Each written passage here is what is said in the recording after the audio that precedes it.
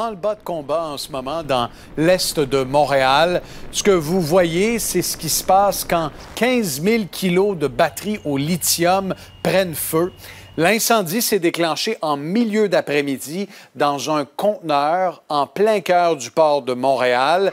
Kevin Crane Desmarais est sur place en direct. Kevin, c'est tout un secteur de la métropole qui a été confiné ce soir. Oui, et une cinquantaine de personnes ont dû être évacuées. La bonne nouvelle, c'est que si ce n'est pas déjà fait, ils sont de retour à la maison. Ça c'est survenu là, cet après-midi. Ça se passe derrière moi. Les pompiers sont toujours sur place. Ils en ont pour plusieurs heures encore ici. Il y avait un énorme panache de fumée et l'air était vraiment désagréable à respirer. C'était une odeur de plastique brûlé. Des milliers de personnes ont reçu la consigne de fermer leurs portes et fenêtres. Un pompier a été blessé à un genou. C'est une opération hors de l'ordinaire pour les pompiers qui ont dû arroser le conteneur pour le refroidir et ensuite, une équipe de l'aéroport de Montréal est venue en renfort. On a fait appel à nos collègues de l'aéroport de Montréal qui, eux, ont des camions spécialisés, dont un camion qui est équipé d'une lance perforatrice. Donc, ce qu'on a fait, c'est qu'on a utilisé ce camion-là. Il est en mesure de perforer le conteneur et d'aller porter de l'eau à l'intérieur du conteneur, ce qui nous a permis d'abaisser énormément la température. Et là, au moment où on se parle, c'est ce qui est en train de se faire. On en a encore pour quelques heures à faire ça, abaisser la température.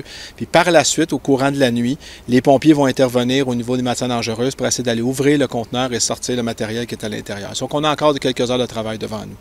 Bon, ce qu'on sait, c'est que 15 000 kilos de batteries de lithium ont pris feu et bon, avec la toxicité dans l'air, c'était pas une situation évidente pour les résidents. Non, j'en voyais marcher dans les rues. Plusieurs portaient le masque ou on prenait un bout de son chandail pour se mettre ça devant la bouche et le nez. On peut en entendre quelques-uns. Comment c'est respirer cette odeur-là? Ah, c'est pas évident. C'est lourd. Donc depuis une certaine distance, on sentait déjà l'odeur. On me dit à moi ici, il faudrait qu'on monte vers le nord. Ben oui, Évacuer. Ben oui, mais moi, j'ai pas personne vers le nord. Et durant la soirée, j'ai vu des gens d'Urgence Environnement qui analysaient la qualité de l'air et en ce moment, on ne connaît pas encore l'origine de cet incendie. C'est beaucoup trop tôt.